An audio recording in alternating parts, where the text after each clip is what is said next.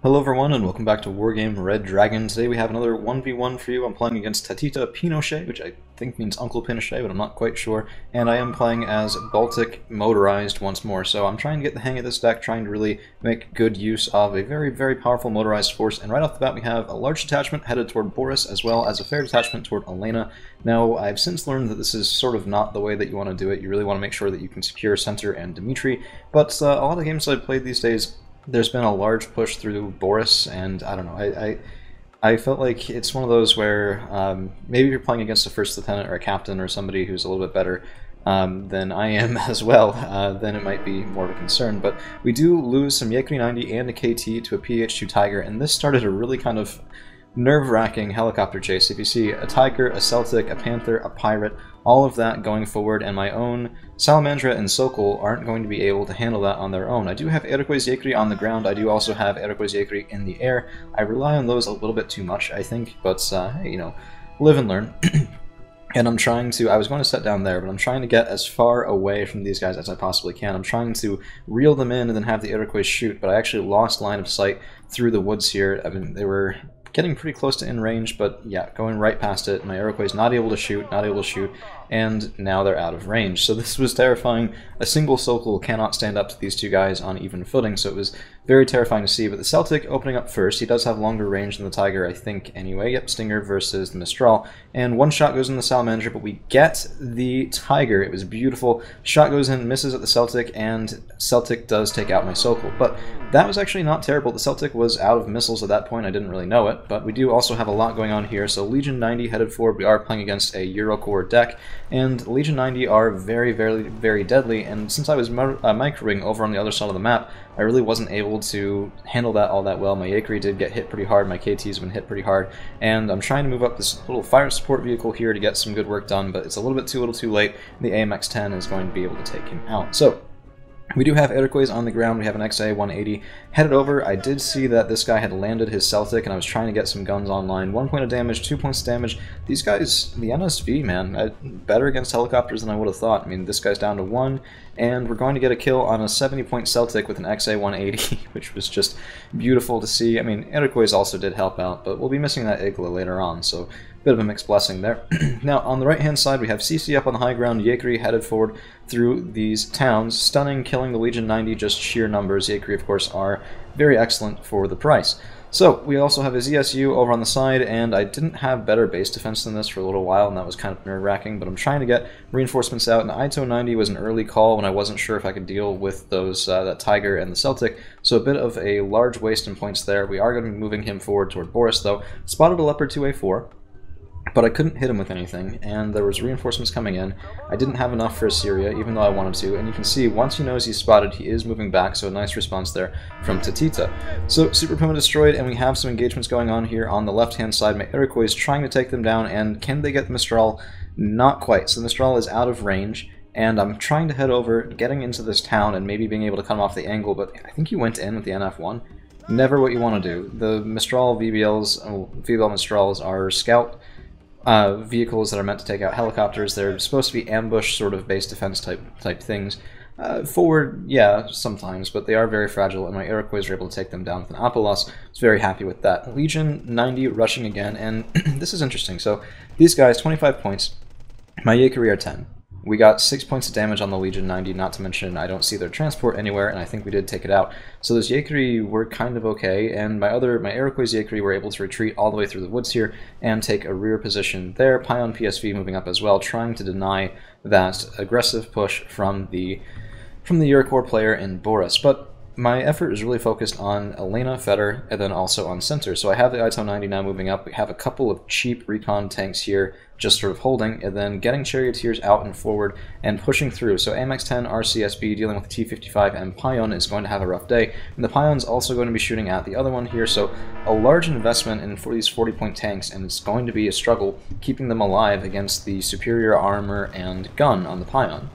without numbers, without something like a 2A4 anchoring this, or ATGMs behind. So if ATGMs were in the woods here or back here, my Pion wouldn't be able to shoot this freely. Of course, the same could be said the other way around. And this was interesting. Mirage 3C, you don't see that all the time. It is, of course, a 100-point napalm plane, but it's going to drop right on top of my Ranico Yakari, and that is going to be a really rough day. My other Ranico getting shot up by a VAB, getting shot up by an AMX-10 is a bit of a rough situation there, but a swing and a miss off the last shot does keep them alive as the Pion gets revenge. VAB, I'm not sure, he might have been out of ammunition, but my 2 units of Ranico are going to be moving back as KTs and Charioteers move forward to take their place. I should have been pushing up the Yakari as well. We should have tried to take advantage of this, but now we have some resupply vehicles that are going to be healing up these men and getting them back into the fight. In the meantime, over on this side, there were some reinforcements coming in, and we're just in time to see a downed Puma Pirate along with the infantry that it was carrying taken out by Iroquois Yakari in the forward woods. If we switch over to Tatita's point of view, the other pirate is landing recon infantry. They were both, in fact, carrying recon infantry there, so a very nice kill for our Iroquois. And you can kind of see, you know, being in unexpected positions does have a benefit to it. This is going to be a bit of a mistake, however, so my Iroquois on this side, I thought, okay, well, there's light resistance there. We were able to take out a helicopter, probably with troops.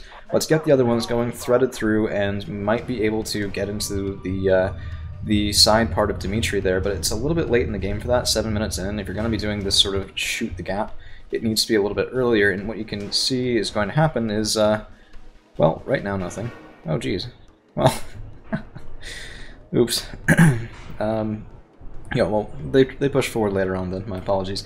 But in the meantime, we do have Legion 90 sparring with Yakari in the woods, Charioteers and KTs providing excellent fire support. Look at that, 3 men, also getting some shots on the Legion 90 in the back, and this is really just a put something cheap forward, and the Yakari will hold them while the Charioteers hit them. So, yeah, 1 unit of Legion 90 down, 25 points basically for free, and the Puma Pirate moving up is going to have a rough time as well, although I don't have any dedicated anti-air, but KTs can provide some sort of defense against that if need be, and especially if these guys continue to get that much closer, which it looks like maybe not. They are sort of standing off a little bit. We do also have some artillery fire coming in. This is from a mortar, but the Tunsha has 5 HE, and I was hoping maybe if he was switching things around in those towns, we might be able to get some good work done. But I don't think that quite ended up being, yeah, Commandos Para are healthy, Legion 90 are healthy, and this position is, for the moment anyway, held. But I was sensing a little bit of weakness here, so we're going to be moving forward with the Charioteers, the Yakari, and the KTs, trying to get those guns online. Down goes a Bab, very nice shots from the Charioteers there, and I mean, yeah, they're taking damage. These guys don't have that much armor, so the Puma Pirate will be able to do a surprising amount of work. But the KTs are now within range, returning fire, and down that fragile helicopter goes. So, meanwhile, we have a Charioteer up here. The Mirage 3C comes in again, and that napalm. I mean, there's a reason why only that one thermal MiG is considered really worthwhile, and my own answering MiG is able to get the second shot. Down he goes. So, you can see my Yakari, 18 men, 17 men, 16 stunned. They're having a hard time, but the pattern on this was not really what you wanted. You wanted a big flat bomb going out. So Charioteer shooting in at an AMX and does not get the kill. It looks like a swing and a miss right there, which is really unfortunate because 8 AP isn't all that much, but against the rear armor of an AMX, it can really do a lot. We get a side shot there. KT's shooting in as well. We lose the Charioteer, but a worthwhile trade for taking down that 40-point French tank. Only 15 points of our own loss for the Charioteer. And, I mean, the Thermo MiG killed a unit of Yakari. That's 10 points. 6 damage done on the other, so about 5 points worth of damage there, and he lost the 100-point plane. So really just a challenging weapon to use well, I think. Maybe not bad in all cases, but certainly not the right choice for that one. So we did lose an Mi-17 crashing down into the earth here. I probably should have expected that there would be anti-air on that side, and you can see my opponent is trying to having to try to scramble to get something up here for defense. Legion 90, surprisingly not doing that well against just the light vehicle push. I mean, stunned, taken out, they missed their first shot with the Erics, and that was a fatal mistake. Rough luck there. Usually that should have gotten at least 1 kill, maybe even 2, on those KTs and Charioteers, but I mean, hey, cheap fire support is there for a reason, can be devastating when used in numbers. So, let's go along a little bit more. It looks like we did actually miss my push over the Iroquois Yakari just then, so by now there has been Legion 90 and AMX-10 holding this side spot. I think he was expecting me to push in from that direction. A little bit unfortunate, but my Pion has gotten up here. My Iroquois need resupply, but aren't going to get it. Instead, we have a Sokol moving up that way, trying to fend off the Pirate and make sure that I don't get shot in the open ground by those autocannons. Ranico Yakari were healed up all the way to 10 strength, and they will be moving forward, trying to get into the woods, threading through, maybe see what damage we can do there. In hindsight, it would have been a nice idea to go diagonally. So if I got the Ranico moving forward to the extremes of the woods here and the Pion up supporting, we could scout, we could have some wonderful infantry able to take on any responses there. It's just, I wasn't sure if I wanted to tangle with the Leopard 2A4 that was somewhere in the area of Boris. But really not being all that impactful at the moment. So it's a big buy to have sit there, kind of like our Ito 90 is a big buy. It's nice, right? But there hasn't been any sort of aggression since that very early game that would really merit that sort of response. Puma 330H is coming in, and I don't know if these guys were carrying infantry or not. No, he is, it looks like, just scouting, seeing if anything will shoot at him, and we will take him up on that shortly, but not quite yet. And yeah, trying to get a firing solution. No luck there. Iroquois Yakri moving back in the town as they were engaged here, and I don't want these expensive infantry exposed to that, so we're going to be just sitting back as far as we can, still relying on the ZSU and the Fagot to deny this sort of concave here, so there's no way we can get hit in the side toward Elena. And the Ranico are taking the lead as these resupply vehicles move forward. A couple of French tanks do take out a charioteer. It was a spectacular single volley of fire, and down went that 15-point tank. See if we can see his burning corpse. Yep, there it is. Burning charioteer for everybody. But that did tell me, I mean, this was honestly kind of upsetting. My KTs are out of ammunition, my Yakris are a bit too far away, and the Pion, of all things, has to open up here against the AMX-10. Of course, I'm going to get a kill on the KT, but revenge from the Pion, and you can see this Pion has really been just incremental value over tanks that weren't meant to deal with that sort of thing. So my Iroquois did try pushing up, but were intercepted by the Commandos Para from the French, well, from the Iroquois player on the other side. And these guys are going to have a rough time, stunned, not able to make it back. I should have been screening, I shouldn't have pushed with this expensive of a unit, and I did pay the piper. We were able to get a kill on the helicopter with the Sokol, but it's not really enough to make up for it, and Sergei and Sokol are going to be denying another 330H sort of moving up there. So we do have some recon infantry trying to pad out center. I was a little bit afraid after that AMX shot up my Iroquois in the center ground that he might have said, okay, well, we killed something there, let's push, and if he had, he would have been right into center without too much trouble. So just getting our defenses set up on that side, and feeling pretty okay. I could cap Elena at any time.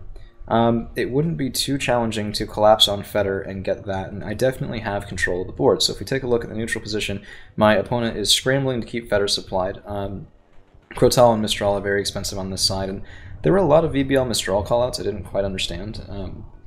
They can deal with helicopters, but I wasn't pushing them with helicopters, and they're not going to have the range to deal with my ASF when used in a defensive fashion. So it's a little bit interesting, but there is a push that's going to be coming down in the center, well, toward Boris, because center is its own different thing, but toward Boris, and a spike team is actually going to be denying that. So once the VAB is dead, and once Tatita did see that spike team shoot, I wish I'd moved him forward, but we have just a little bit of an angle here on the Leopard 2A4, which that is, yep, that is this unit.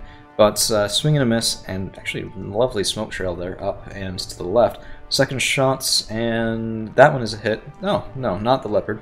God, wish it had been the Leopard, but no, he's back there. So that was another transport vehicle. But Panzergren and Legion have secured there, and we're going to have a hard time shaking them out. So Ranico were able to get a kill on a Martyr 2, which itself is 30 points. Does almost make up for losing these guys, but losing them we shall, as Panzergren and more Martyrs engage. We could have dealt with the Panzergren on their own.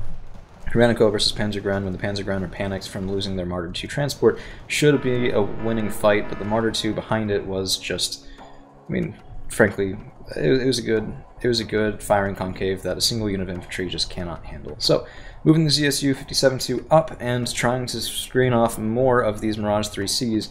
I've never seen them relied on quite that heavily, and I'm not sure I would do it myself, but it does bait out the last Igla, and my own response from the MiG is a little bit too slow, so he is going to evac Winchester before I can get even a single shot on target. My spike team does unfortunately die. Probably should have moved him after he was spotted there, but, you know, he's done good work. We're kind of okay.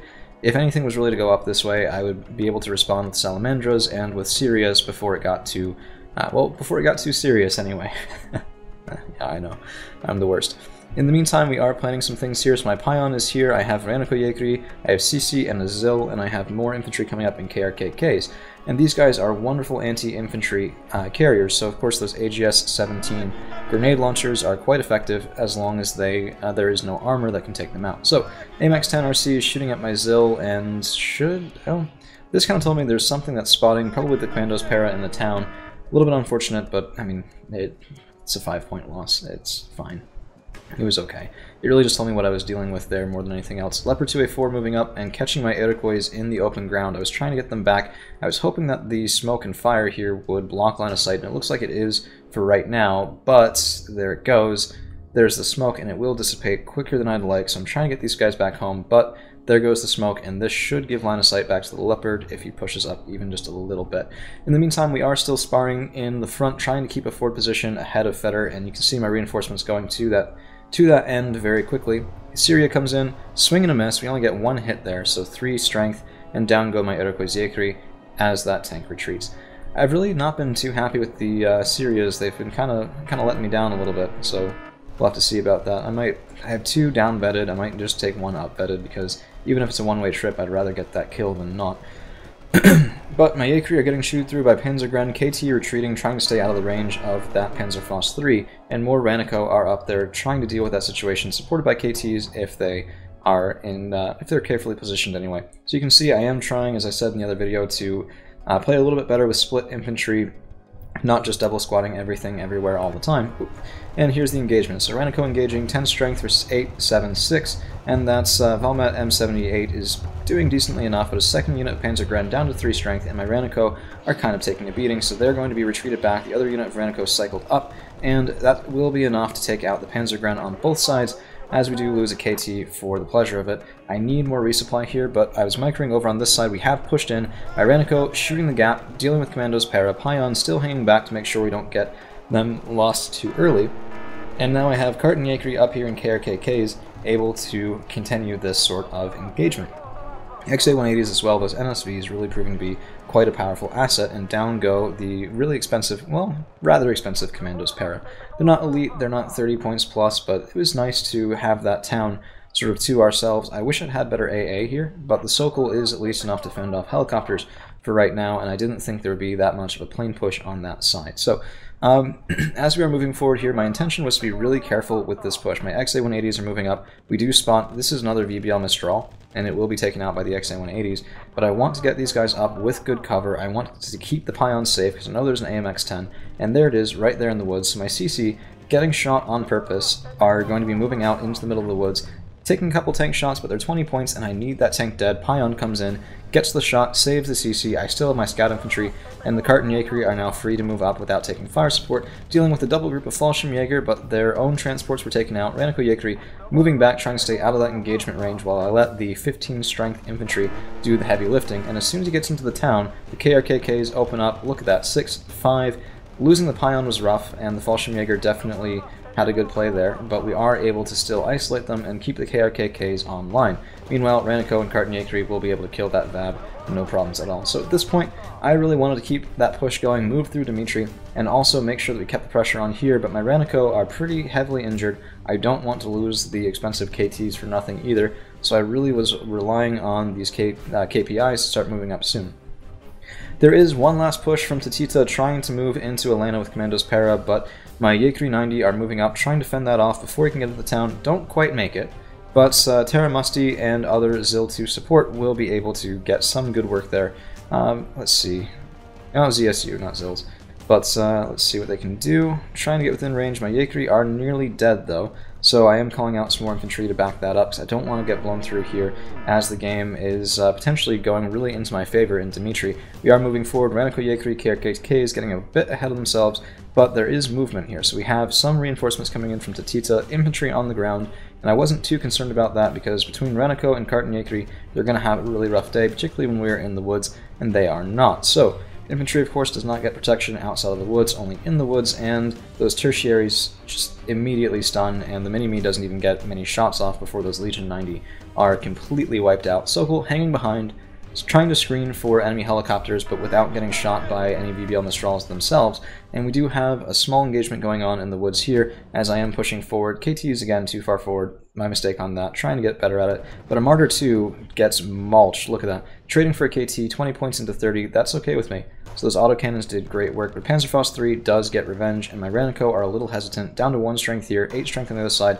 I didn't realize they were panicked, or I wouldn't have moved them forward. They got panicked by the fires in the trees there, and ambushed by other Panzergrens, so we are losing here, but I mean, Dmitry has been well and truly wrecked. I was getting my own command infantry over there to go up to a ticking +5, and well, I mean, Dmitry is recapped, but it won't be for very long, and we are able to get some good engagements here. Panthers are enough to make me worry, but not enough to decide the game, and in the meantime, Kartnyikri and Raskazin Kuryima have been able to tidy up the situation over on the right. So, with that push failing, with my own men moving up through Dmitry and a soon-to-be countercap, as well as losing that last thermo bomber, that is going to be all she wrote for this game as Tatita Pinochet does surrender. So, unfortunately, not a full-length game, but the kills losses were 1960 kills, 965 losses, pretty lopsided there, and Baltic Motorized really flexing its muscles, as it were. T-55 Pion, this was the one in the center. Look at all those AMX kills, each one of those 40 points. I mean, wonderful, and the Crotologist is icing on the cake, plus some Legion killed inside their transport VAB. So, other units that did well, Iroquois Yekri on the far side, getting some kills on Celtics, the Mistrals, Commandos Para. They did eventually die, but wow, they got their worth back and then some. MiG did okay, 200-point kills in the Mirages. I wish we'd gotten a little bit more, but such is life. There really were no ASFs put up by the opposing player this time, so we did the best we could. Anyway, that's all we've got for you guys today. Thank you all for hanging around, and we'll see you again real soon.